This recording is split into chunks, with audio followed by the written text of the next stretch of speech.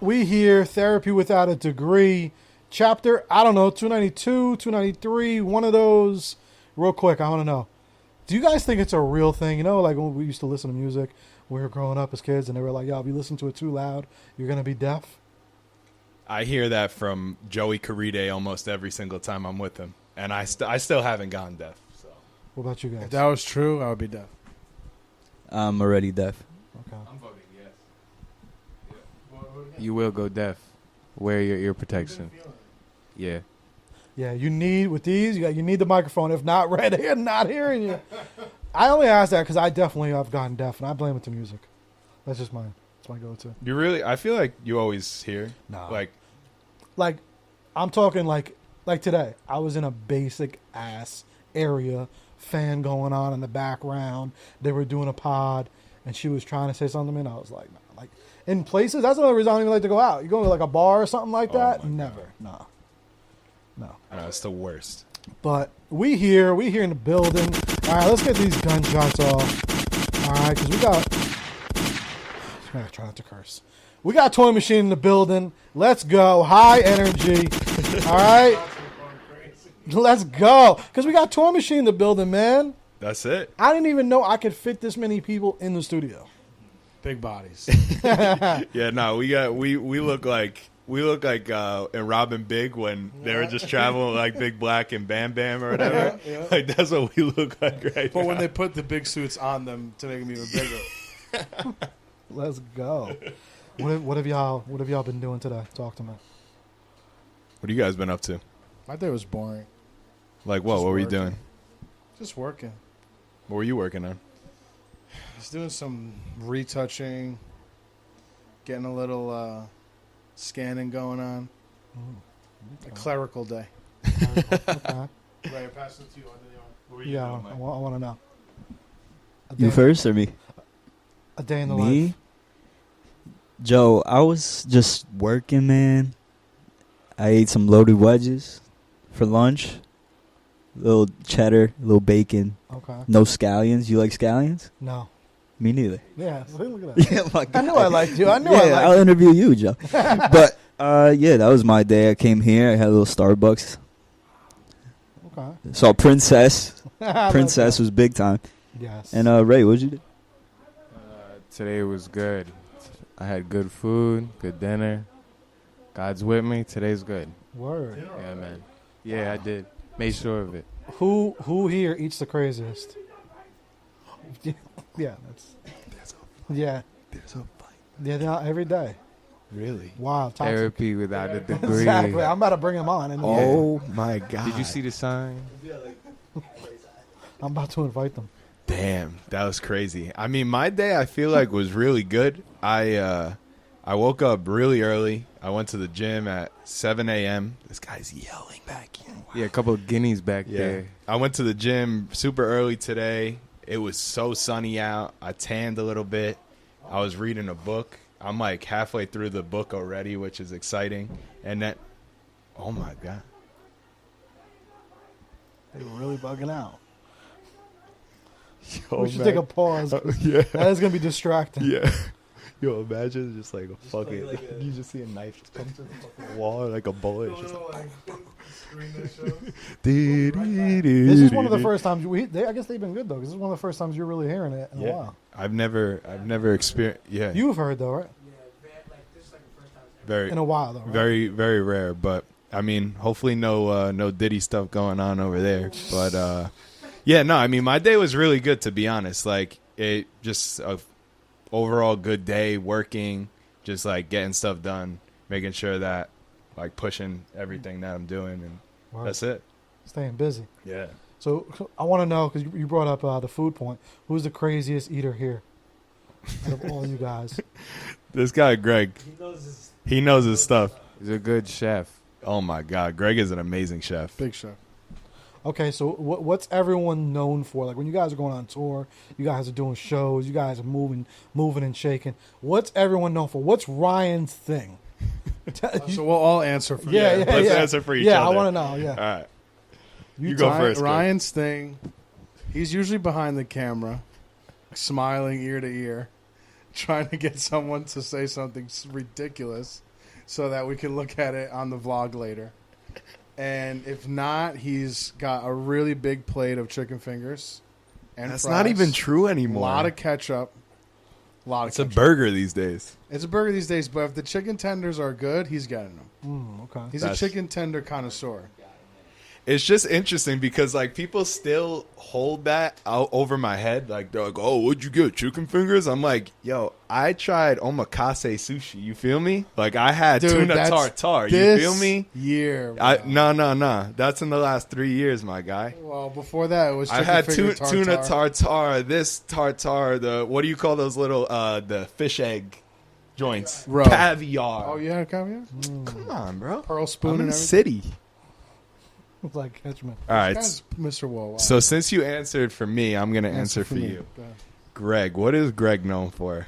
Oh my God, I'm gonna put him on blast right now. If you sleep in the same room as Greg, bro, you ain't sleeping. I'll tell you that, because he's clapping. No, I'm just kidding. Yo. no. But nah, he'd be snoring loud as hell, man. I'd be going home thinking that. I'm like, damn, bro, I didn't sleep at all on this trip. It's gotta be. Damn, man. They be going. And It's they, like cinematic. Yeah, it kind of is. Yeah. they need to come on the pod. Like you gotta set the Zoom up to record that. I mean, I wouldn't say anything too loud, Mike. Yeah, Walls Yeah. a little thin. Yeah, that's what I'm saying. I feel like if we get this as a sample, that could be good. This is Toy Machine in it's just like, this is what would There's always happen something on a crazy Toy Machine happening pod. while we're in the area. There's always something crazy. Always something fucked up. Like tell me a story. Ray, you got a story? I mean, I was just gonna say like, us, we definitely bring out the worst in people. The worst. No, yeah, definitely. No, it's just everything like goes wrong. Like every time. Well, not wrong. Like it's a beautiful thing. No, Maybe. There's just too many Role-playing. instances of bad Maybe choices. they're role-playing. Yeah. It Role playing. might be. But give me an example. I want to know the real time. When was Oh, that? damn. He's got it the worst.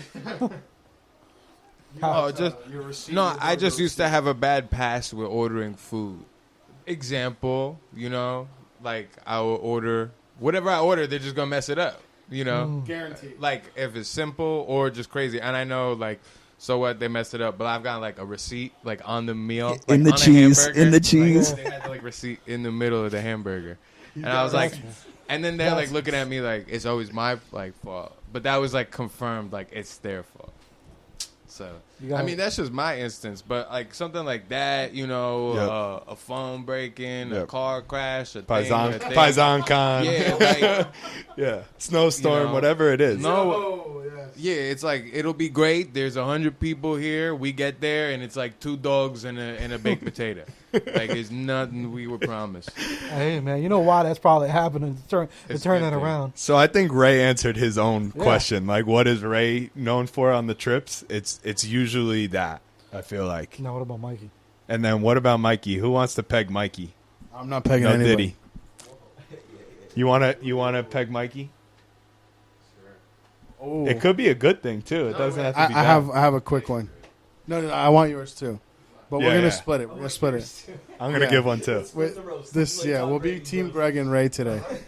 No, I'm not roasting him No, either. we're not roasting. This is not Tom Brady, bro. No, yeah. I just yeah. I just want to know. Yeah, it's not a. I just want to know like what's the thing? We all had that in a group. Mikey, everyone you ever has- had a buzz ball? No, You never had one of those? no. You know what the buzzball is? You know what the buzz ball is? Yeah. It's at the liquor store. They stack them. It's like Yeah, you it's like stack a- them like bubbles. It's They're like a those little ball. Yeah, the little plastic balls. I got a Crack wild it story open. for that one. This guy puts away like 10 buzz. One time I got just carried away. We were about to play in Teaneck at Debonair Music Hall. This is like the sold out like COVID show. Like 50 people, but it was like we were like sold out. I tried a chocolate milk buzzball Disgusting. before going on, and I felt insane the whole show. I had to be up there for 50 minutes just chocolate milk vodka'd out. That sounds disgusting. It's a pre-mixed cocktail. Yeah, But in a little the ball percentage can. is nuts. I don't even know what it is, but it's just like He was shot. He was buzzballed out. I love it. So when do we have this album coming, man? How soon? What's our date? June 14th is the date. Why June 14th? We have no idea. How First long, it was April, then it was May, now it's June. how we long know y'all been working on this? It feels like my whole life.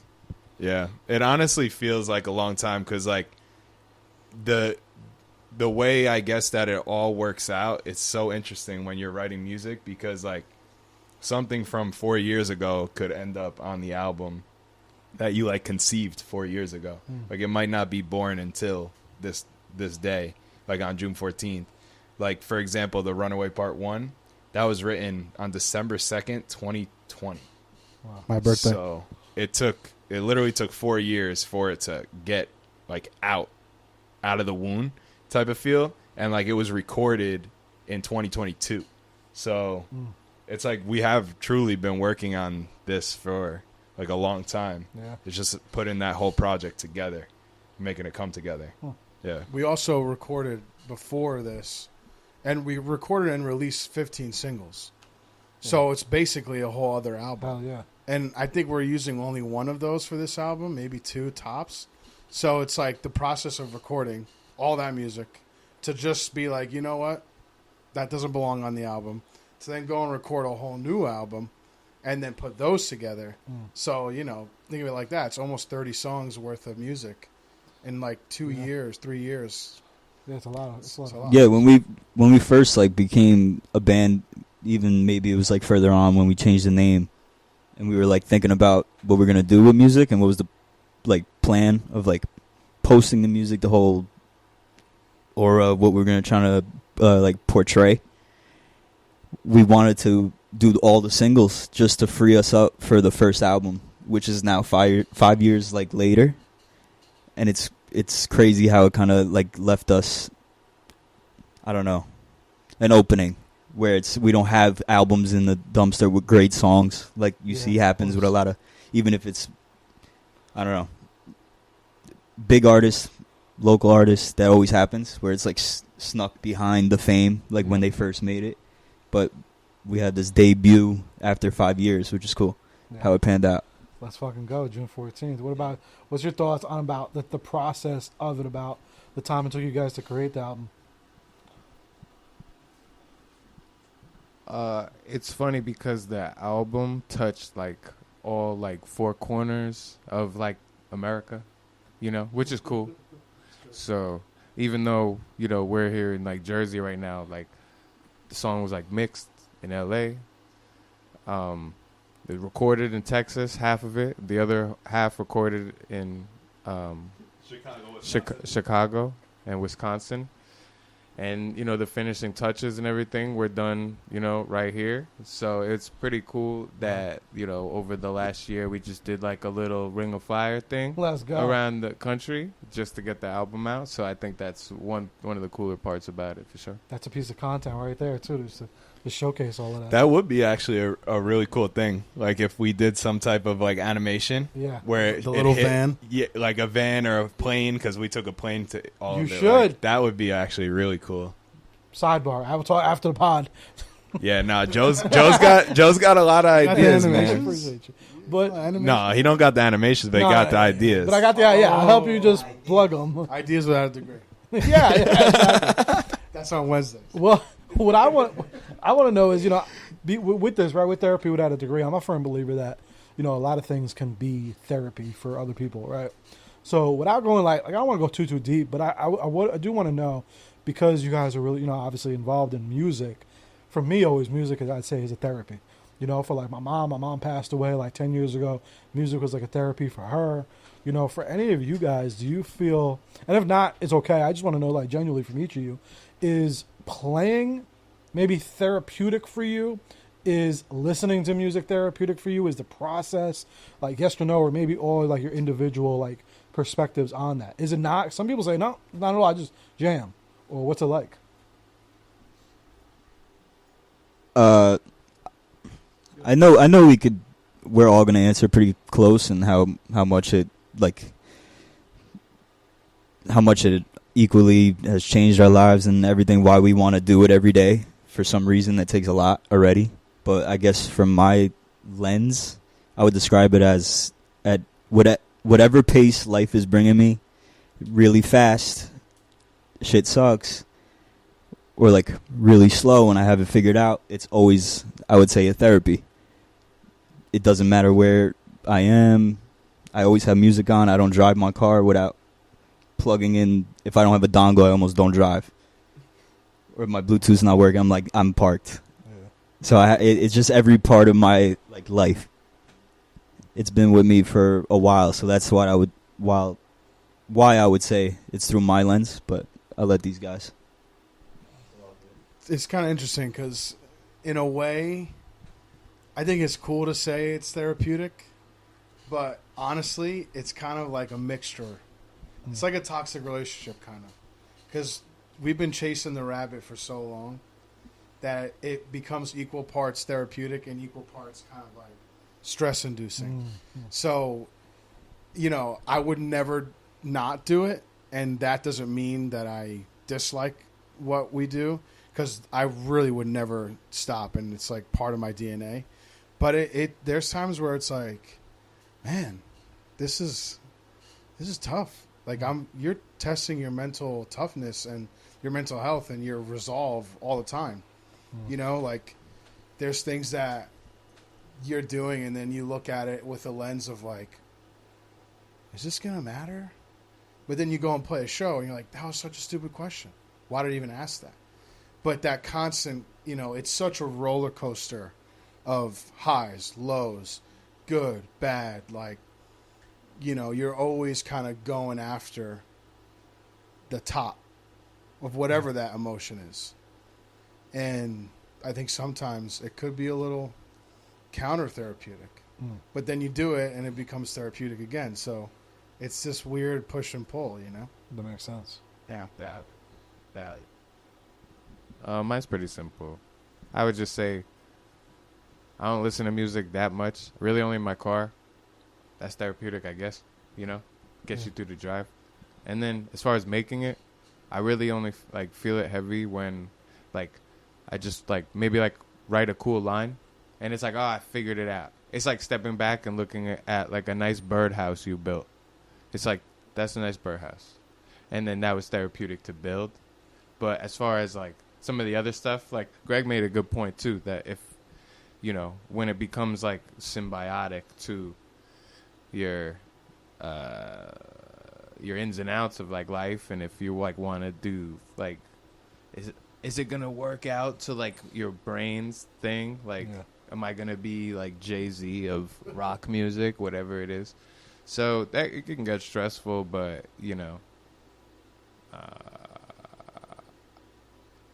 I think thinking is, you know, just not a problem, but everybody has their own flow. It's just like a Bruce Lee thing, you know. Yeah. I never really thought about it as being therapeutic, but when I step back and to your question, yeah, just a good point. Yeah, that's a good point. Like what you just said, that thinking at it's necessarily it's bad. Because at the end of the day, it is if you're not. It's funny you said that because I'm reading the book I'm reading right now is just about finding the now. Just how are you living in the now? What are you doing to just be? Don't think about the past. Don't think too much about the future. Just be right here, right now. And that's basically the whole book is just stop thinking. Just be in your body, and it'll start working out. Because that's all it is. Like, you're not going to control the old saying, that you're not going to control the past, can't control the future, you can only control the now. Control the controllables. Yeah, it's like, it's very true what he just said. Like, I guess for me, it's definitely therapeutic. Like, when we're in the studio, these last few years, I've really found like a deep love for the recording process. Like, really, really love those moments. I will take off any week, anything, cancel whatever plans in order to record in a studio. I love that feeling so much.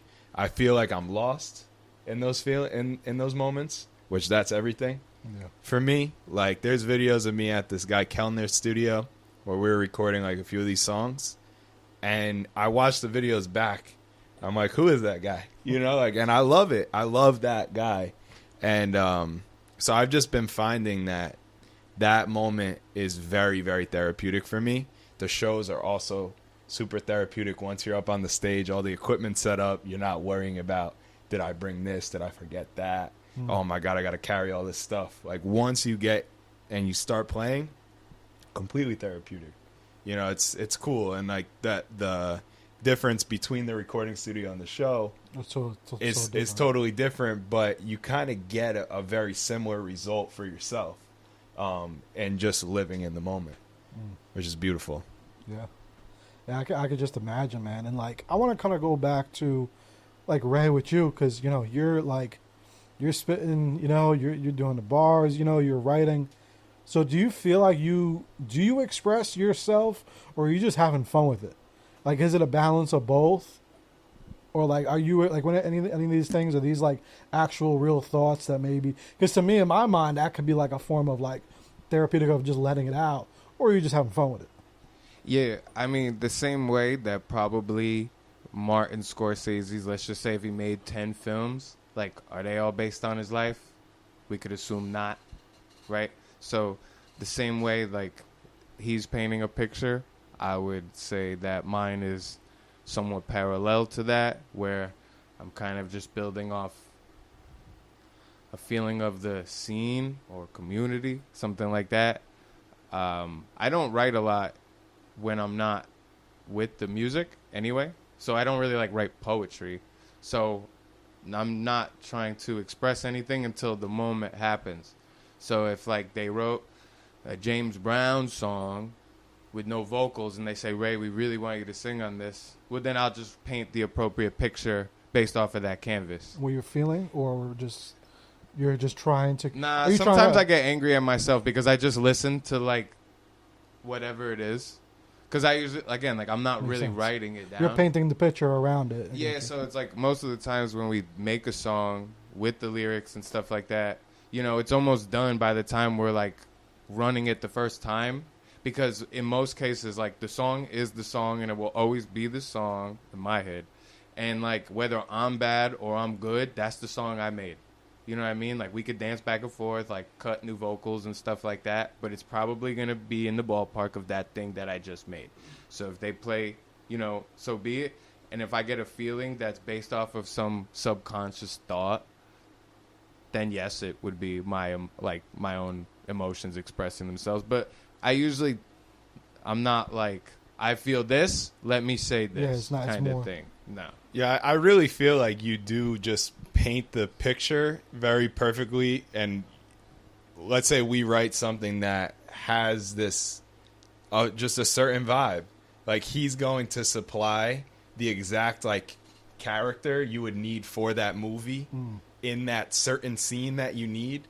For example, Runaway Part 1, like the moment we started playing that and we're getting into this like kind of Western type feel, like he just like I kind of remember you being like, you're like doing like the horse type thing, and like he just painted this picture of like the desert, but you're like, is this like, it's, I don't even know how to explain it when I see it, but he painted that the second that we wrote it. And like he said, that never really got changed. Like, if you listen to the recording of the first day we wrote it, you said, walk walk with the at the whatever. Like you said all the lyrics that day within about 25 seconds. So it was just like, it's very cool because it seems like that's what makes it cinematic at the end of the day, is that I think Ray comes in and he just like puts this like finishing touch. It's like a set designer coming in and putting those final touches in the room so that the scene really looks good. Yeah. That's how I perceive it. Mere sprinkles to the beautiful Sunday below. You know what I mean? You know what's crazy? That I do want to say, I've noticed a trend because I don't work with a lot of musicians, but some of the best ones I've worked with, man, be like, you just said like before, you were like, I listen to music in the car, like casually. I've noticed that trend so much. I don't know what it is. I've noticed it. Like I've noticed, like there was one, great singer, R&B, super talented. Like, what are you listening to? Show the phone his records. And it's like, and I've heard about a lot of musicians, like when you start digging into some of them, it's like, so you wouldn't really even say like influence. Like I want to know for all you guys, like, is there influence from other musicians? Like, like for example, there's some artists that I know their influence and I could hear it, or people that, love them probably not like, oh yeah, you're influenced by this guy. We can hear that in the music. I'm not saying that's a bad thing. It's a great thing. Is there any influence that people that maybe know you or know the person you're influenced by could hear it in your music for each of you, or no? It's interesting because it's such a little Easter egg. I don't think if you played our music, someone would say, oh, that's them. Yeah. But if you had a fan who liked all of our influences, they would say, oh, my God, that's that band. That's this band. That's that band. That's what happens. Like some of the old heads that come through to the shows, and even some of the younger people, will have such a varied reaction where they're like, oh, but that's like Led Zeppelin. And then the one dude's like, oh, but that's like a Lil Uzi Vert kind of vibe. Like, so it depends who is listening, because we consume and regurgitate so much, I think. Yeah. Like what Ryan grew up on and what influenced him while he was learning the guitar was so different than what I was doing when I was learning the drums. And same thing for Ray. Like he'll tell you himself, he didn't even listen to rock music besides like the hardcore classics. I bet, and that's why I think before the band started. That's very cool. But then he'll come in and sing like a Kurt Cobain verse. We're like, well, where'd you get that from? He's like, oh, I don't know. I just reacted to what you guys were doing. It felt right. Yeah. And that's how it goes, which is really cool. I think the person that said it best, and it always like sticks with me forever, and he said it like probably when we first started Toy Machine. It was Joe Capozio, and I thought you were going to say Henry. No, Joe Capozio, best bass player you'll ever see, other than Mikey. Other than Mikey. Joe Capozio, Mikey took your spot as best bass player ever. I'm sorry. We love you so much, but this guy is a beast. Sorry, Capozio. Capozio. Yeah, no, Joe Capozio said it best. He said, you guys sound like everybody, but I can't pinpoint any of them. It sounds like everything I've ever heard, but it's so Toy Machine. It's just you. It's you guys. But I hear every single influence that you've ever listened to your whole entire life. Yeah. And that's what it is. Mikey, what about you? Is there any like influence that you feel maybe people would hear? What like your stuff specifically?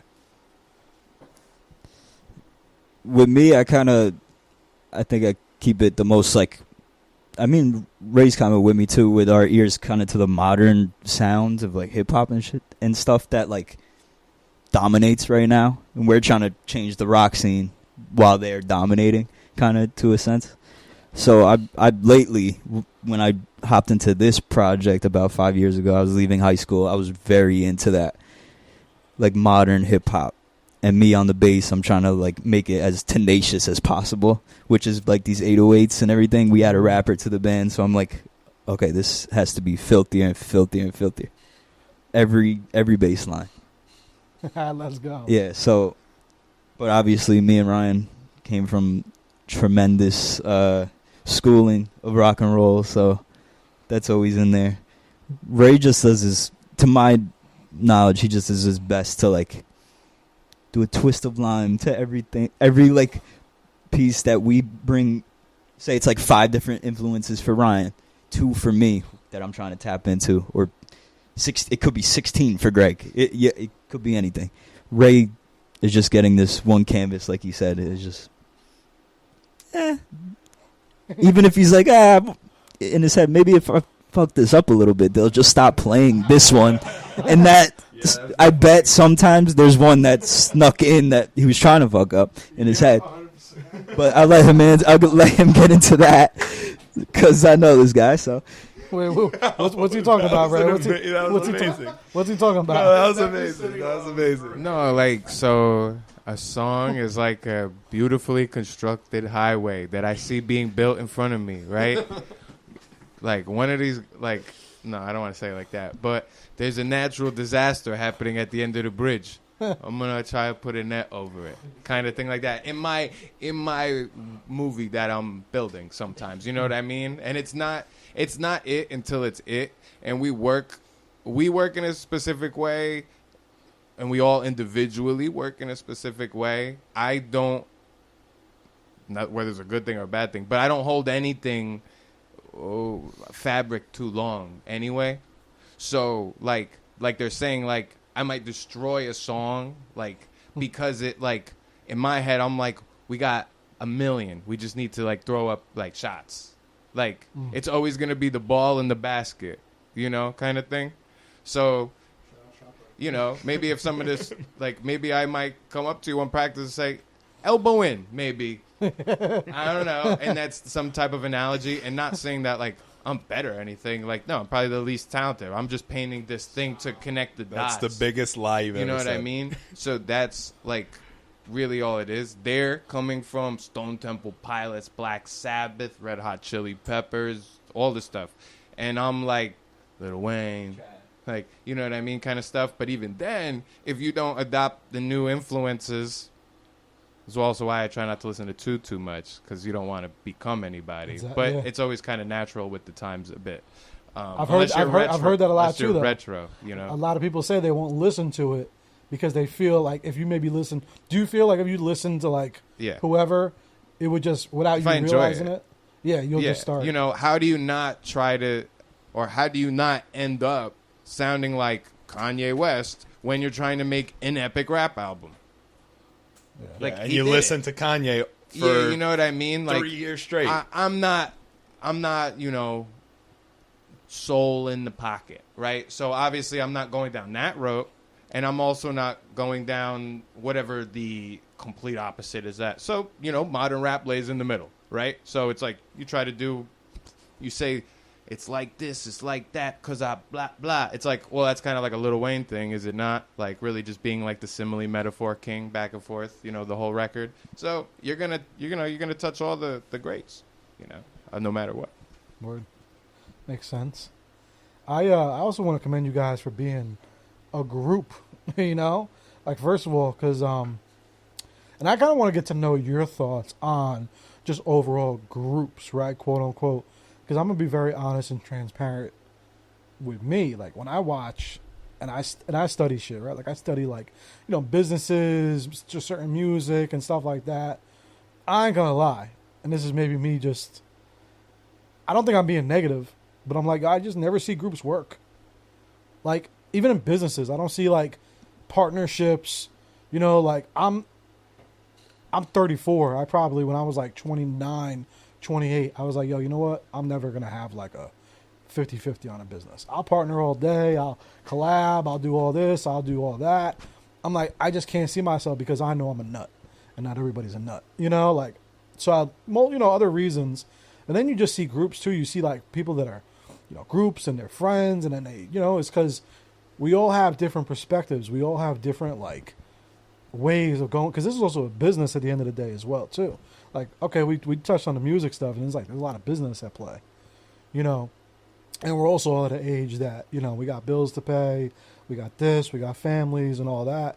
So, like, what's that perspective of, like, being a group? You know, even without, like, you don't have to get too personal, but, like, how do you guys kind of manage that, I guess, to still be, like, in 2024, being a group and being with, like, 4 different personalities, 4 different business mindsets, 4 different families. Like, is it like by a voting system?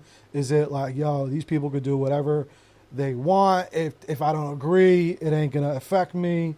Because that's just like all real things that, like, you hear these stories like, how often do we always hear like this would be real, like in music, like especially music or business, just like a lot of times it just doesn't work, or like we didn't know it didn't work behind the scenes for like the longest time, and then you come out and they can't tour together. Like, are these things that like you guys have ever spoken about? Anything like, what's your kind of thoughts on that? We definitely have spoken about all of these things. Like, I think that really what it comes down to is, one, do you believe in it? Does everybody believe in it? That's what I think keeps it alive. Is there air that left in it? Is there a breath that could be breathed into it?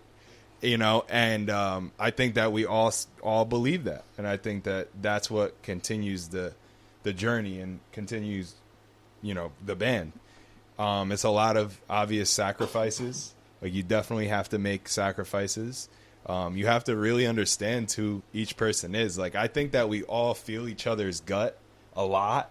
And, like, we know that, like, one text is probably going to bother another, but you still got to send it because that's what you feel, or, like, something is going to be, like, a little off when you say this, that, the other. But that's from knowing each other for so long. Like, now it's 5 years as a group, a little bit longer between me and him and our whole entire life. And, like, just like any other relationship, it's going to go through a million phases. And you just got to keep learning what that new phase is of the group relationship, but then also individually. Because there's, like you said, finances start coming into play. Other significant others start coming into play. Business, having to, be able to keep a roof over your head. We're all fortunate enough that we still are, like, good in that respect, but let's just say one of us got kicked out of the crib. Like, you got to start making some decisions, and you got to start making more sacrifices. But with all that being said, we've gone through a billion different things. We've gone through good times, bad times, but that belief is still there, and we always make sure that we're making the time no matter what it is. Like, there's always going to be a touch of bait. Like, you're going to touch base at some point and make sure that it's continuing and making sure that there's still life in it. That's how I feel about it. And, like, we're always going to make the time to take the extra step to make sure that we go and record the record and not just, like, keep it a lackadaisical, like, boring thing. It's like, no, we got to do the next good thing. We got to do the next show. We got to do the next content day. We got to do the next. It's just a running list of things that we have to do. And that's also what keeps it alive, too. Because if there's no thoughts or no brain power or no creative thinking, it's going to obviously die. Like, imagine me and you, we just stopped talking for a month. We're not going to do anything. You know what I mean? Like, same thing here. If you stop talking and you stop doing anything, it's just going to die out. You just got to keep it alive. What about you guys? What do you guys think? Yeah, I think it ends up being like you kind of create this environment where you depend on each other. And I think that then supersedes all the other little bullshit.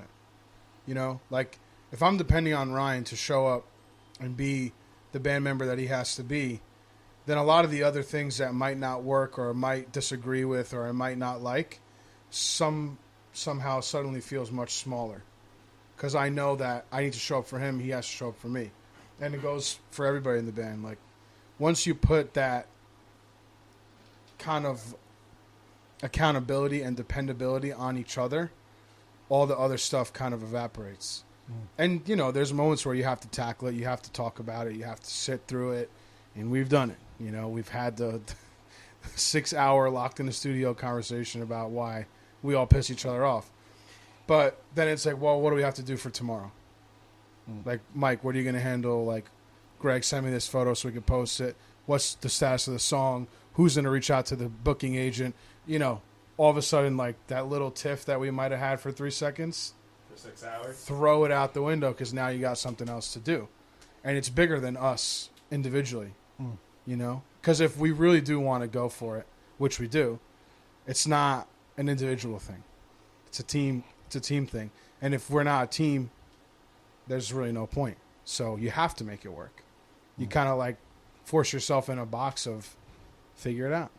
Yeah. So The way I would describe it, at least for me, to start, I guess the same for these guys too, to be honest. I guess my first thought in my job towards the music, looking at it, is it's a job to myself, because I have the talent and other people might not have that. And I feel like that's so different, where there's things like, oh my God, that guy's super smart. How is he valedictorian? I wish I could like do something like that. But I have my own version of that, and I could just be in my room doing that. So that's my first job.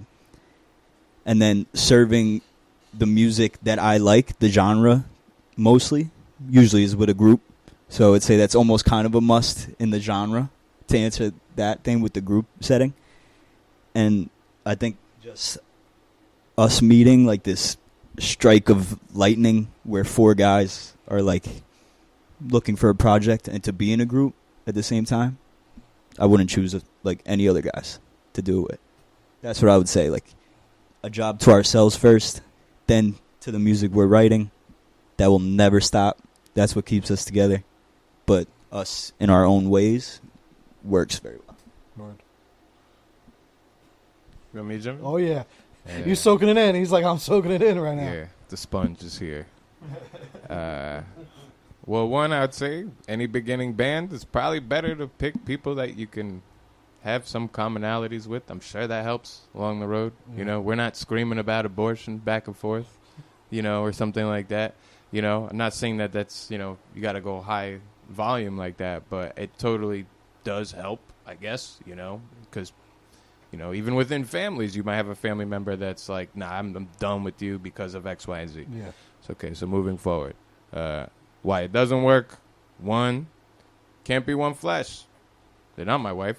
You know what I mean? So if we all, by the grace of God, had the same exact thoughts, you know, maybe it would go to infinity, meaning like maybe the Rolling Stones is my only example. I don't know.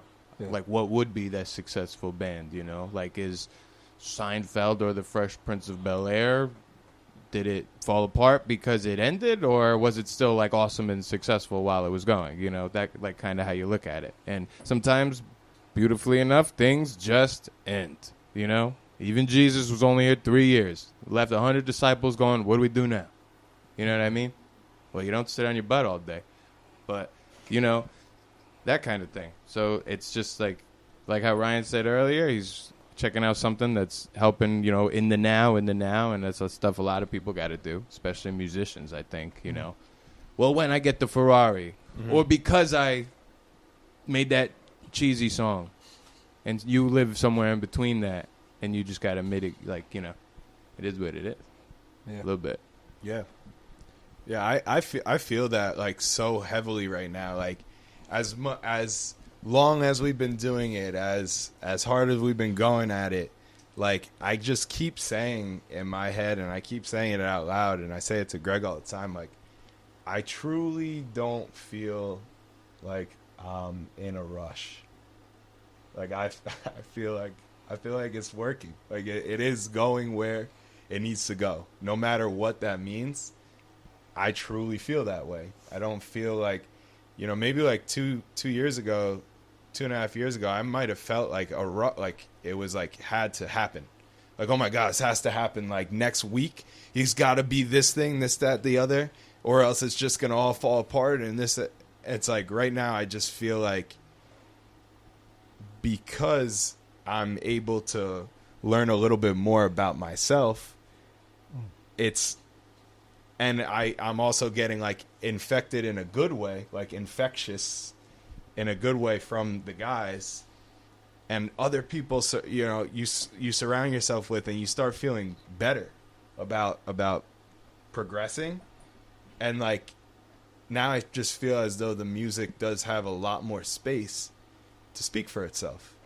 Whereas, like, at one point or another, I felt as though I had to speak for the music. But now it's out there. We're going to finally be able to put it out there as a project, so it truly is having its time to speak for itself. And I don't feel like I have to get on the camera and yell this, that, the other, do this, that, the other. It's just it's an addition. It's like in addition to the music. It's not it doesn't feel forceful. It doesn't feel like it's something that is a task at this moment. It's like, oh no, this is fun. Like, this is awesome. People are receiving the singles well, having more fun with these guys than ever. Like, even if it's not like fun that might have been 4 years ago fun, it's fun what it is right now. And that's really all I care about. Like, I love the moments when, like it's just a new type of fun. Like, I could be chilling in Greg's backyard and just like talking, and I'm like, man, this is amazing. Like, I'm so lucky to have this going on in my life, and that's still the only way I want to look at it now. I don't want to keep concealing my own self, and then through concealing my own self, then that's infecting the guys at the same time, where it feels like a rush, or it feels like it needs to happen right now. It's like, no, it's happening. Yeah, currently. Yeah. Like you were saying before, in the now. It's happening. I think that's super powerful. And I say it a lot. Everyone that watches this pod and listens, they know. I'm always like, yo, trust the process. You know, trusting the process is super important. And then sometimes when people are not trusting the process and they do want to rush things, it can get a little annoying. It could get stressful. But like you said, like, and also to the point that you made, Ray, of like, yo, sometimes things are for what they were. You know, like, yo, when they ended, it ended. Like, some things can't last forever, right? And it's trusting the process during it, and then always just trusting the results. Like, just knowing, like, and it kind of goes back to, like, you know, just having faith, whatever faith is for you. You know, just having that faith and just trusting it. And that's dope, man. I thought that was definitely interesting, you know, all of your perspectives, because it's hard, man. Like, do y'all ever watch, like, you know, groups and things and fall, be like, yo, what the fuck? Like, I don't know, man. It just, it's tough. It's very underrated. So I want to, like, commend you guys as well, too, for being in just a group. I know it sounds simple. You know? It's not. You are 100% accurate. It's not simple. Yeah. It's not. Like, in any stretch of the imagination, it's not simple. But make it what it is. Just do it. Just do it. Yeah. Whatever that is. Like, it just doesn't, whatever it is in the moment, that's what it is, and you're going to work through it, or you're not going to work through it. And that's going to be for a certain reason. And that's it. And it's going to eventually, if you trust the process, it's going to eventually work. And it's going to work in a way that you never thought it was going to work. And you're going to feel things that you never felt before, because it's new. Yeah. It is new. That's it. Like, you're not going to feel the same way you did 2 years ago or 4 years ago or 10 years ago. It's impossible. The way I looked at rock and roll when I was 12 years old, it's completely different than how I look at it now. And you could deem that as a bad thing. But maybe in a year, I might have a resurgence of the 12-year-old Ryan. And that might be the best thing ever. That might be exactly what I need. That might be exactly what the motion needs, you know? And who knows, Mikey might inspire me to feel that way, you know? Yeah. And it's like, you need that inspiration at the same time, too. Word. What do y'all do, or do any of you have anything that you want when they hear this album? What do you want them to feel, or what do you think they're gonna feel? Mikey, what do you think when they play this? When they play a lot of these records, what's that feeling? Or like, even if it's a message, maybe not a feeling, what do you want them to get from this? If I could put like a warning, like seal on, like as if it was like a real toy in a package and stuff, like I would just put in bold like captions, just take this in with no preconceived thoughts of rock is what I could tell. I want to scream at people. Because if you judge it off the emotion that it's telling, the words, and just the rawness, it fits into any type of genre you want to do. This album will take you on the whole ride. So that's what I want to tell the listener. Okay. And you guys got anything?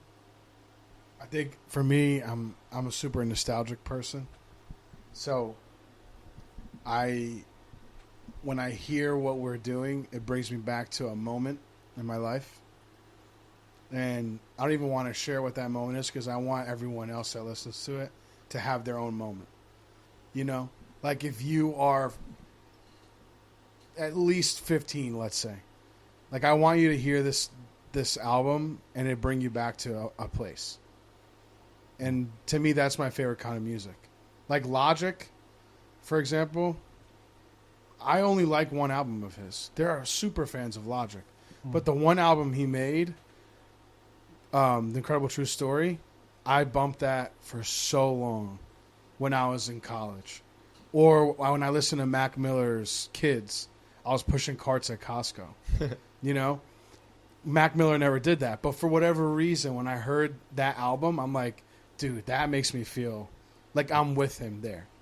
And that's what I want from my perspective when someone listens to this album. Like, oh, I feel what you guys were doing. Like, I don't know what it is, but I feel like I'm part of your memory.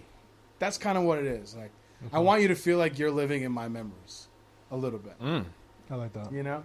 So I could transport you back to what I was feeling in that moment without having to say what it was. I like that. Can you tell me after the pod? Yeah, I got you. All right. Cool. Off air. Ray, you want to go or me? You can. All right, cool. You want me to hold the mic? I feel like if I had to like tell the listener something like the way Mikey was saying it, like I want you to transcend back into a moment in time where you're not just going to listen to it off of your phone or just like in passing. Like I want people to appreciate this in a way if they were walking through an art gallery or they're doing something that they really love to do, and the moment where they look at that thing and they just get lost. Like I want someone to just really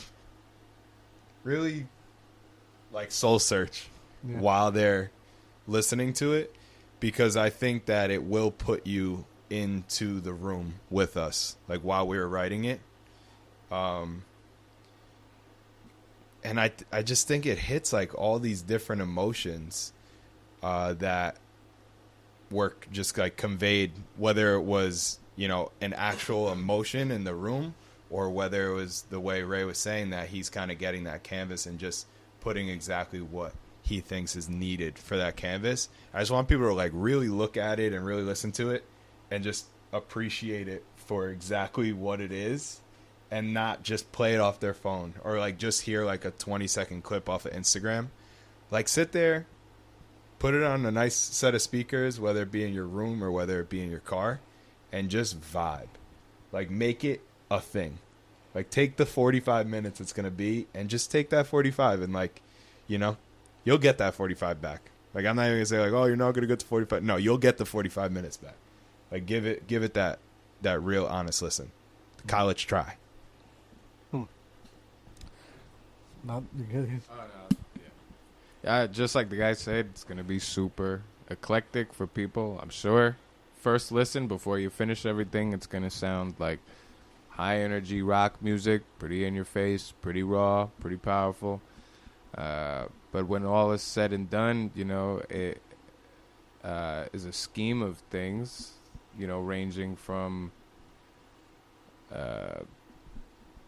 being angry and being pompous, smug, remorseful, confusion. You know what I mean? Where do I fit in? Kind of thing. You know what I mean?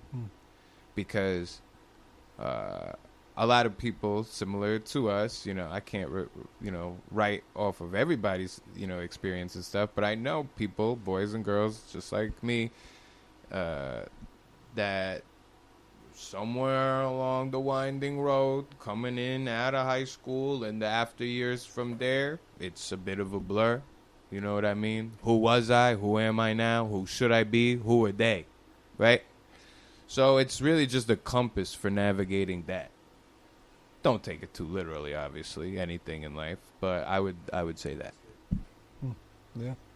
That's powerful, man. I was telling Ryan the other day, I was like, because he, after I stole his phone, if y'all saw the clip, boom, right? I airdropped like 3 records to myself. And I was listening to those. And then I was listening to Runaway, which is on streaming. And I was jamming. Like, I really appreciate, like you said, like, there's certain music, like, you can't just listen on the phone or anything like that. You need to, like, jam. And, like, even being here sometimes, when you're in an apartment, like, you can't always blast it the way you blast it, right? So you be looking for, like, the car or, like, when you're at a show, because that's when you go, yeah, exactly. You got to tell it like that. You could really jam out. I was in the car. And I had a road trip. He got the Tahoe now. Yeah. You feel me? So he got the good big speakers. body Tahoe, my guy. Got the Tahoe. You kidding me? That's trusting the process. This guy's been crushing it. Thank you, man. For I real. appreciate it. Let's go. Get it. Continue. I just have to give you your appreciate shout out it. because this guy's really crushing it, man. Seriously. We're trying, but, now we got some decent speakers, right? Yo, so I was jamming, man. And, for me, like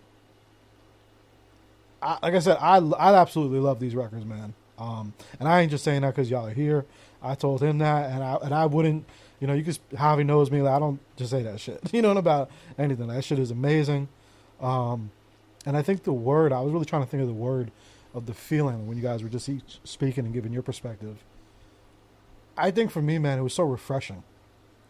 Refreshing is the main word that I could think of when I heard it. Because, I'm a lover of music. I'm a lover of all music.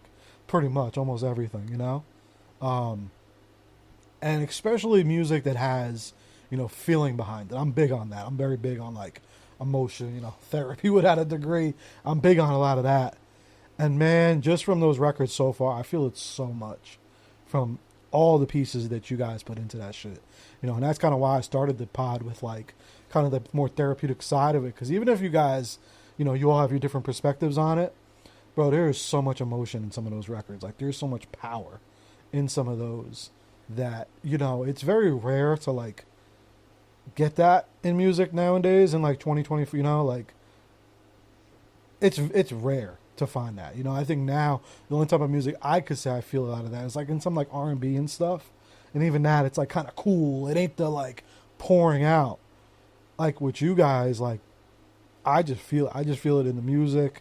I feel like you guys are fucking pouring your hearts out into this shit. You know what I'm saying?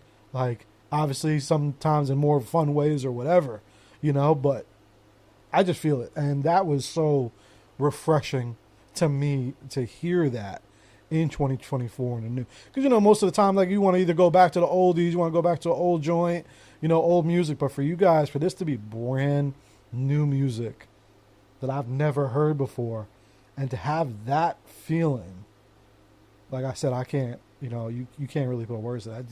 That's just rare, at least to me, in my perspective. Like, some people might hear a music on now on the radio and they may feel like that with that, but I haven't felt that in a while, So I thought that was really.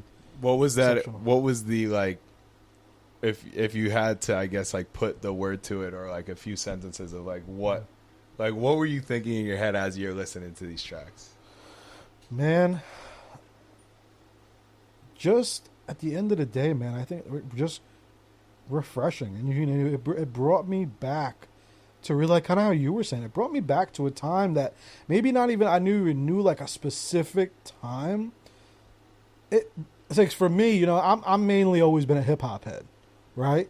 But I've also loved, like, rock and music, because my mom was like, music was her therapy, and she would just jam in the house, blast music like Queen, Pink Floyd, just jamming, and then, like, growing up, listening to all that classic rock and stuff, and then like, the alternative music and, like all the music that we kind of grew up on in high school and shit. And when we were younger, like it felt like kind of being like the music was being resurrected, like you haven't heard like that. Like now, we know all the records, like we know all the songs, like we've heard them all millions of times. That hasn't been felt in a while. So I think it was kind of like, oh wow, not like maybe to a specific moment. It just brought me back. I would say maybe a little bit of youth back, into my memories, into the feeling like of that. It. Yeah, like that. That's what I was saying, because everything is different. Yeah, it's like so. You remember when you heard "Get Rich or Die Trying" for the first time? Oh yeah, 100%. Like yeah. What was going on. I don't know what was going on in your life. Yeah, but I had a similar moment, and it's not that we experienced the same thing, but we had an experience. Exactly. And that's what I feel like music used to be. Like an album would come out, the band would put out singles, they would go on a road tour, they would like take all this press photos, they would do the radio interviews, they would talk with Funk Flex, like all that shit. Now it's like every 5 weeks you get some 28-song album where you might like 3 or 4 of them, but then you don't even think about it again for like ever. To me, that's so lame. Yeah. And it's no disrespect for the people doing it, but I don't connect with that. I might pop a hot song on and be like, oh, this is cool. Like I'll put this on while I work or something. But the albums that have a name stay where you are going back to a moment, that's what we're trying to do. So to hear you say that it brought you back to whatever moment it brought you back to, that's all I could ask for. Even it just felt like, even to me, like it was, and I told Ryan, first too, I was like, yo, this is like soundtrack music. Yeah. Because it even felt like that. Like, I don't know, like even me, like when I was listening to it, like I heard it here and I thought how great it was, but I was like listening to it in the car. I was taking a drive to go see my daughter, road trip vibes, and I was just feeling it, man. Like I told him, I said, yo, because I played first the ones he texted me. Oh, I stole from his phone. Then I played the one on streaming, and it was beautiful too, because, the ride was a 6-hour ride, right? My YouTube does a really good thing. You play one record, it just like does like a copy. It'll just play that vibe. Bro, I don't listen to rock like that. Sometimes I'll do like, okay, I love Creed. Creed is like, second favorite band. First, obviously, Toy Machine. Yeah, I love Creed, right? And I'm like, I'll just listen to them. I'll do 1 or 2, but I'm never like just going, like, after I listened to that, it just was like automatically playing, hits after hits, and I was just like, bro, I enjoyed it so much. I think I did the whole road trip, bro, to like rock, and like for someone like I swear it was 90% of the road trip, all the way there until like the playlist kind of died out or whatever they give you. But I thought that was just so cool, man, because I just, I love music, and for it to like do that, it just made me want to like listen to it, tap in, and yeah, man, it's just it's powerful, So I hope everyone has that same feeling. Yeah, hell yeah. Yeah, I super enjoy it. Even the shows, when I go to those shows, it's powerful music again in that genre. So just keep it up. Don't ever fucking stop. That's one thing I want to tell you guys. Like just back to the group question. When you guys are going through it and there's some adversity and there's moments, remember what each of y'all said. Remember what each of y'all were thinking that you didn't say. Like remember all that shit, because it's, times pressure is gonna like, and like how you were saying, Ray, in the beginning, you were like, yo, just shit just fucks up, whatever. Like this is a Toy Machine thing to happen, right? That's gonna keep happening, and that's gonna probably happen even more because pressure makes diamonds. 100%. You know what I'm saying? Yeah. Like pressure makes diamonds, so it's gonna keep happening because how talented y'all are, and again, you guys have still so much more ahead. So it's going to happen. There's going to be bumps. There's going to be adversity. There's going to be the bullshit. Y'all ain't going to agree. This, that. Because of how much, like, at the end that there's going to be. So you just got to keep swimming. You just got to keep fucking trucking through. Because, you never know. There might not be much more of that. Right? But, the way the world works sometimes, that's just how it is. There's always going to be that constant, like, pressure. But right after that, there's going to be a lot of greatness if you guys just stay through.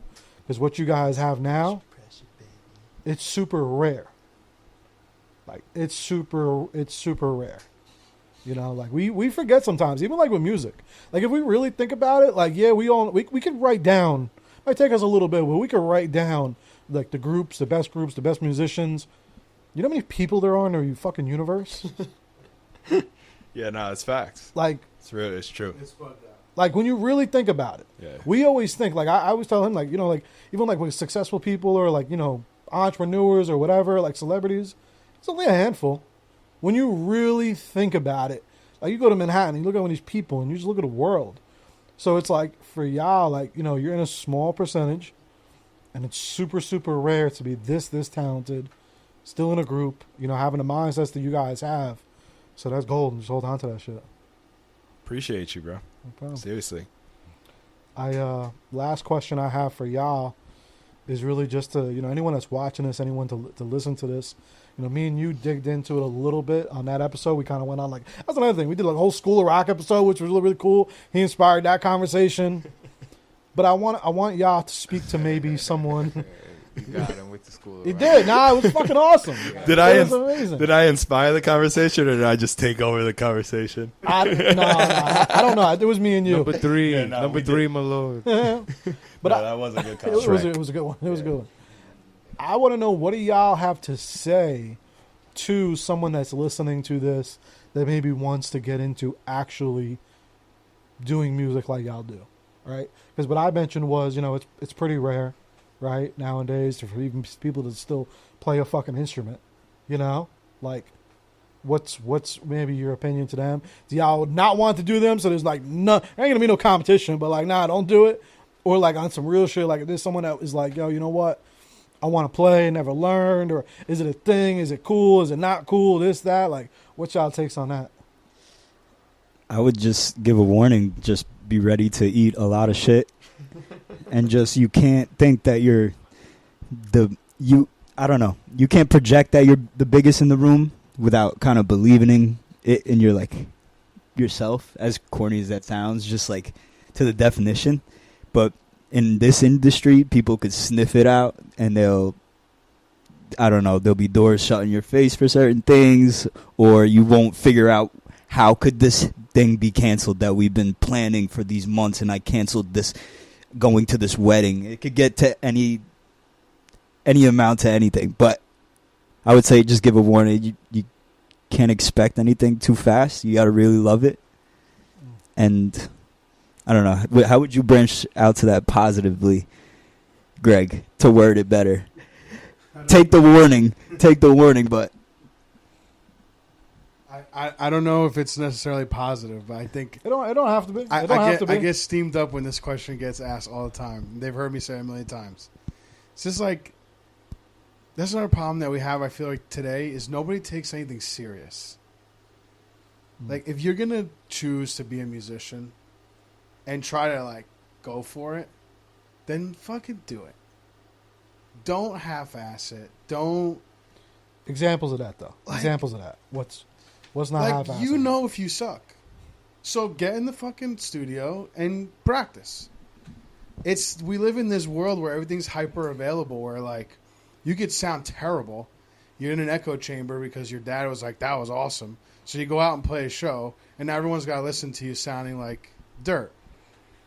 You know, great. I mean, that shouldn't dissuade you, but like get back in the basement and play that song like 45 times until it sounds good. Like, respect the craft a little bit.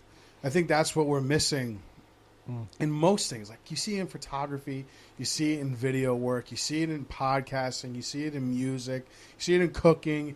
Like, everybody's like seeing someone do something, they click it, like, yeah, I could do that. And that's beautiful. That part I love. But there's a follow-up to that. You want to be a food content creator? You better study that shit like it's the Bible, or like you're gonna go take the SAT for fucking content food creation. You know what I mean? and you'll just based off that, like you'll know based off the practicing, actually, that aspect. Me, I hate, like, I'm like Iverson, like practice is what you're gonna ask me about. Like, I hate practicing, but the years when I was a little kid, not knowing I was practicing because I like loved it so much, is those free throws Kobe. It was like the picture of him like lefty, like any means necessary because I just have to do it. I have to play. I have to either shoot if it's Kobe. That's how I would describe the practice like aspect. I always had a kind of weird feeling about School of Rock and like joining that type of thing. Not to throw shots, but I'll throw shots. We weren't talking about the program. We were Talking about Jack Black. No. And Schneeblay. No, you go. No, I was finished. Oh. But Yeah, I mean, to piggyback off of what Greg said, this isn't my statement, but off of what Greg said, I would say that, like, the people that are just starting off and they don't have the reps in, like, get your reps in, and also, instead of, like, maybe going and trying to, like, play it out on a show, and you're only bringing a few heads out, like, do that in your basement. Bring your friends to your basement. Play the show in your basement. And then, like, after that, like, little practice show that you did, like, come out to the Toy Machine show and be like, okay, we got to get to that level. And then, okay, we go, you know, just the way that we went to a Godsmack show the other day. You know, like, we practiced and then we went to the Godsmack show because it's like, you're learning from your elders. You're learning from the people that have, in a way, done it in a more successful way. So, like, instead of crowding the space, get your core fans, get those 10 people that are coming to the show, bring them to your basement, have them feel like it's even more of an environment of your vibe, and then go out and support what you're wanting to be, what you're trying to get to. Yeah, that's how I would say. It's like, you know, not everyone played sports, but I remember playing football, and I'm thinking about it, how much film we would watch on the other team. Imagine playing a team and not watching any film on them. You wouldn't know how they're going to react, what they're going to do, what their strengths are, what their weaknesses are. You don't know their tendencies and what they're going to do in this moment or that. Same thing with music. Watch Led Zeppelin live at Madison Square Garden. See where the rock gods, fucked up, because they did. And be like, oh shit, like, even they had a humbling moment. I can learn from that. You know, watch the interviews of these guys talking about their writing process to see what they do. You might see and say, I would never do that. But that was important for you because now you know I would never do it that way. You know? So it's just getting those reps. It's paying the respect to the craft. If you're going to go for it, go for it. If not, then just call it what it is. It's a hobby. But if it's not a hobby, you got to put the time. And that's underrated, I think. yeah, very, very underrated. You want to go, Ray? I don't want to give a long answer. You don't have Even I know, but it's such it's a tough question. You know what I mean? Especially if if there really was like somebody listening on the other end of it, and It it was might like be, yeah, I mean- right, and it was make it or break it for them. Or I at was- least, want to do it. Like, sometimes even as simple as just like, Right. I don't have enough money for a guitar, so fuck it, I might not do it. I Yeah. shouldn't do it. I don't know if they would like my answer to that, but I will say this. I will say this. Young people, look in the mirror, ask yourself, 1, are you good with music? 2, do you have connections? 3, are you a hard worker? Because no matter what, you can't cheat the process. And if you can, that doesn't, like, luck is also a thing. Play the lottery, If you don't have a studio or something, like, use your phone. Again, like, put your ticket into the lottery. Like, you don't have to do all of these certain things because any one other person did them. When one door closes, it's closed. That's how Toy Machine got into the door. That's not how maybe Joe's going to get through the door. But to not enter your lottery ticket is crazy, right? Now, that being said, an older person thinking, older meaning like maybe past 25. Should I do music? Yeah, maybe you should try it because you're probably actually good at it if you're in your elder years and you're thinking about this dream that you want to do. You probably have a passion for music. Go get something, work hard, and you'll get it. You want a seat as a cello player in an ensemble? You can probably get it, right? Know your limitations, know how hard you will work, and take it with grace. And what do you want from it, too? Right. You got to know what you want from it. I don't want to tell anybody not to do it, but not for nothing. Like, could I not be a doctor, a garbage man, or a meteorologist as well? You know what I mean? Would I have looked at my younger self in a different light and said, like, hey, like, I'm not saying music is dumb or anything like that, but, like, maybe there are other options or other things. I always knew I'd be performing. You know what I mean? Personally. I always just thought it would be like comedy or something like that. Or just speaking to some degree. Performing some type of thing. Maybe a surgery. I don't know. People are watching and I'm doing a thing. Fine. But, you know, I ended up here. That doesn't mean that all the other routes are closed then or closed now. You know what I mean? Always be on the ball because, you know, doing nothing will do nothing, you know. And, you know, again, take this with a grain of salt. We don't know. We're still struggling here, you know. Totally. I'm going to have different opinions than everybody. But all I'm going to say is the most impactful thing is if you want to do it, put your lottery ticket in the bin. It's free. You have a phone, post a video.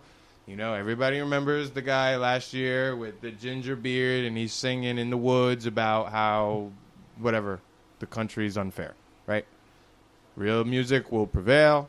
He put his, you know, hat in the ring. And, you know, some people get rewarded. But, you know, maybe that took a long time for that guy to make that video. You know, maybe he didn't want to do it for 3 years. And, you know, maybe he got a new girlfriend. And she's like, just do it. Totally. Right? I don't know. But no, it was, got to put that ticket in. Something like that. Got to put that ticket in. Yeah. No, my like short response is for what you said. Like if someone doesn't have access to a guitar, they don't have the bread for it. Like literally hit me up. I have 16 guitars. I've given my guitars away before to people that want to learn. I've told people that are at shows. Like we were at the Meat Locker one time. There is a group of 3 girls right at the front. They're standing by me the whole time, which is kind of like rare too. Like I feel like they would pay attention more to like Mikey or Ray, but they were standing to the left of me, and they were rocking out the whole entire time. And right after the show, the girl came up on stage and she was like, "I've always wanted to learn the guitar." And I was like, "Well, what's been holding you back?" She's like, "I don't have a guitar." I was like, "All right, well, take my Instagram, DM me, and just say, hey, it's blah blah blah. Can I have your guitar?" I told her to do that, and she never did. So, like, who knows? Maybe she hits me up in 5 years, and she wants a guitar, and I'm going to give it to her. She sees this and says, oh, fuck. Yeah, no, seriously. But, like, I have given my guitars away to multiple people, and I love when somebody says that to me. Like, I've always wanted to play the guitar, because my response right after that is, why haven't you? I don't have one. Here you go. Like, I'm giving you the exact tool that you need, and I'll sit down with you as well and teach you. Like, if you want me to, that's totally up to your discretion. But that's like me. That's me in a nutshell. No, this is me in a nutshell. But, like, it's like I have a tick, you know. But Austin Powers. Yeah, it's just like, that is truly me in a nutshell, and that's like what I want my impact to be. To younger people, or it could be like an 80-year-old guy that wants to learn the guitar. Like I would love to teach an 80-year-old guy. But yeah, just hit me up. Like I literally have so many guitars just that have kind of been passed down to me too, in a way. You know, like, oh, this person was throwing out an amp, they give it to me. Oh, this person was throwing out a guitar. Somebody bought me a guitar one time. Okay. You know what I mean? Like I didn't ask for that, but pay it forward. Just pay it forward, and like it's worked. Paying it forward has definitely worked. So, yeah, just ask me for a guitar. Ask Ryan. I'll give you Christos's one guitar that he left like in 2015.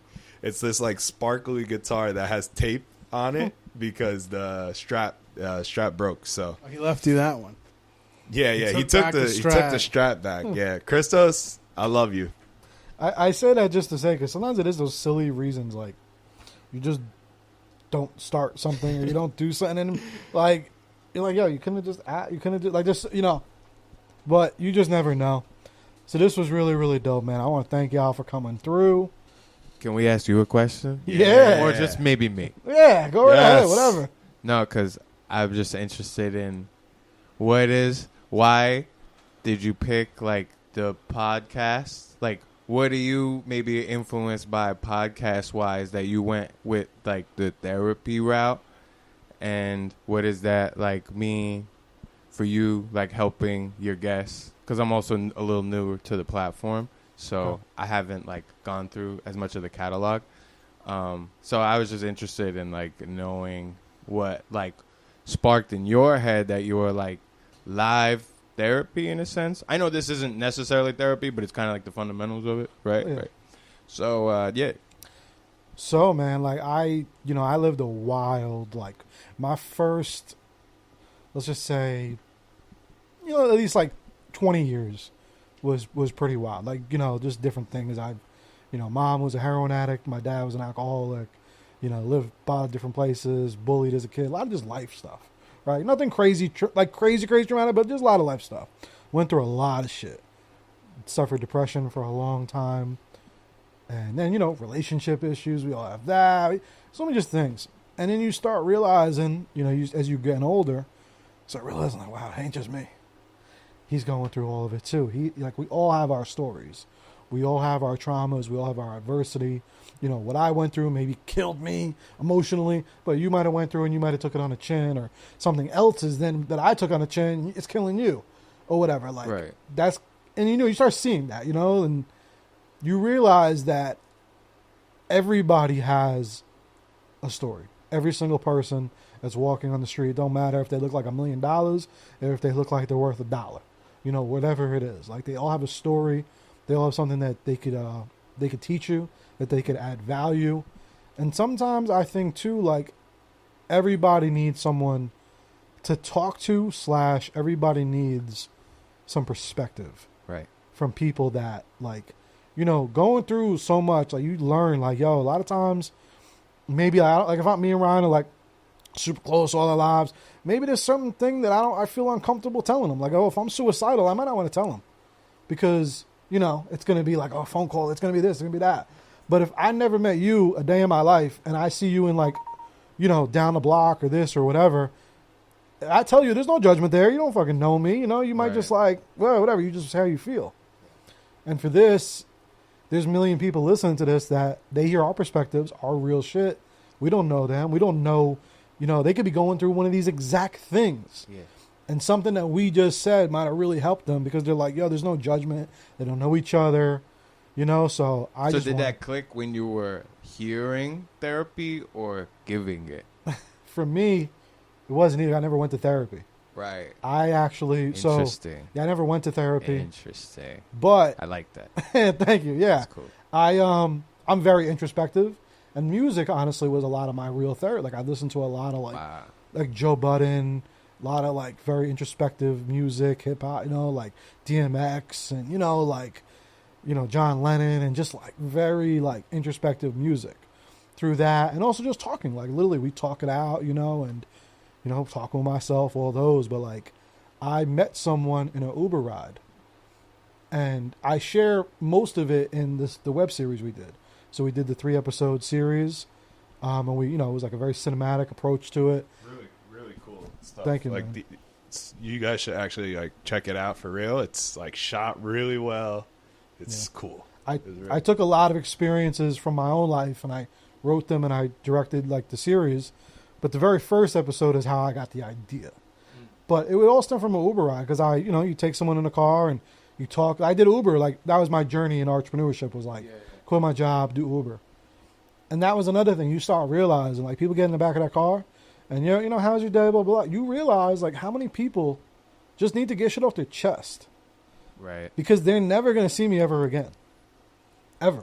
Like that's how they think. Like they think like there's been times I've seen people I've drove, but like the simplest thing is like, yo, how's your day?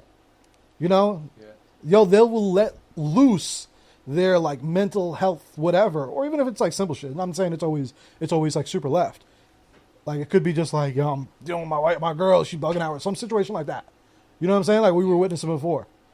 Yeah. Right? He might not tell anybody, like, me, I'm his neighbor, he might not tell me. But he gets in a cab right now, someone sees him pissed off, like, yo, what's up? He might tell why. Yeah. Because there's no judgment there. That's very valid. So that just kind of, and again, I found, there's therapy in so many different things. So do you feel like, I'm sure you don't, but do you feel like paradoxical in the way where it's like, because if you don't like go to therapy, right? Yeah. But you almost are playing the other part in an awesome beneficial way. Yeah. Like, do you like, I know you said music, but is there like what's like the other side of it where like when you need to vent, where do you turn? It's the question of, there's a meme that I put up on my page every once in a while, a lot of times.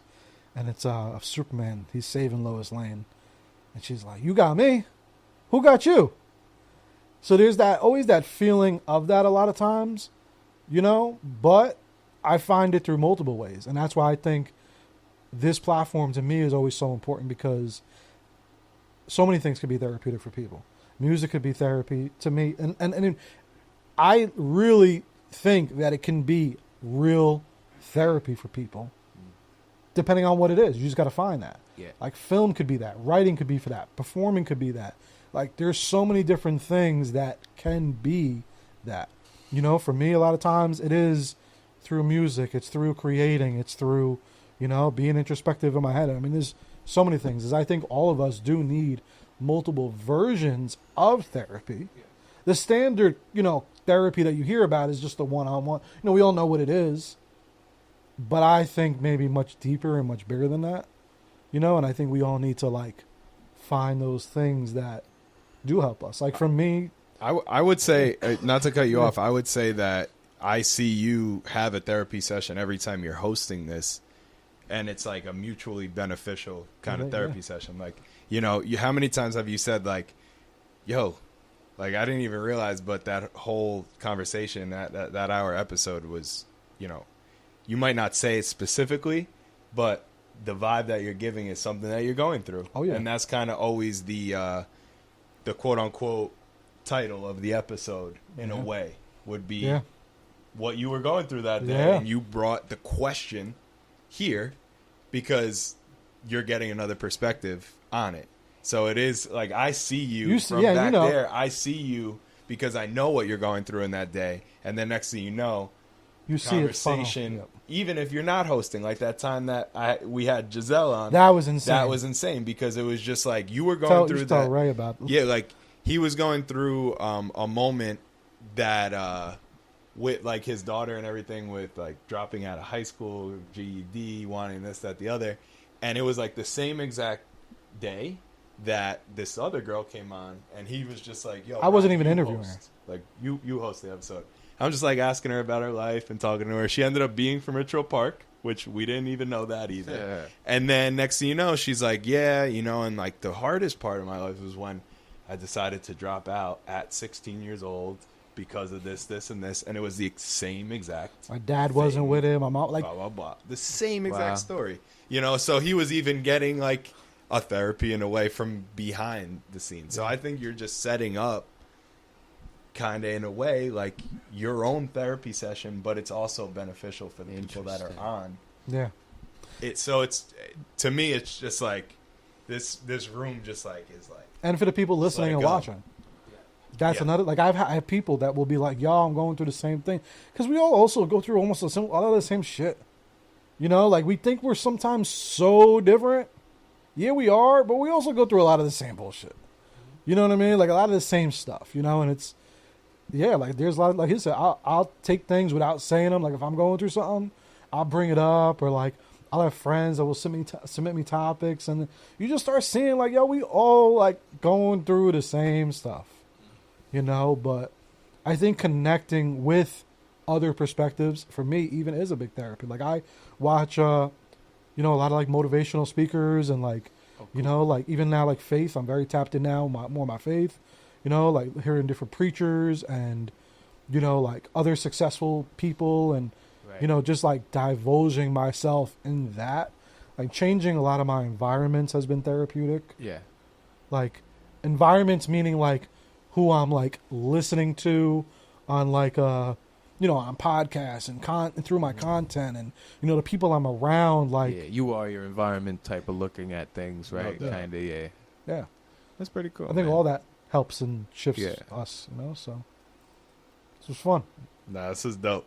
This is dope. Yeah. Yeah, usually like when we do a podcast or something, like we're all just like trying to like mess around with the host type of thing because like usually nobody gives us a platform to like actually talk about what we do and what we take seriously. So usually we're like, yeah, like smacking each other and stuff like that. So this was dope. This was definitely something very different as far as Cool. us talking as a group. Because usually it just turns into this like one big joke that we then like hold on for about 4 or 5 years.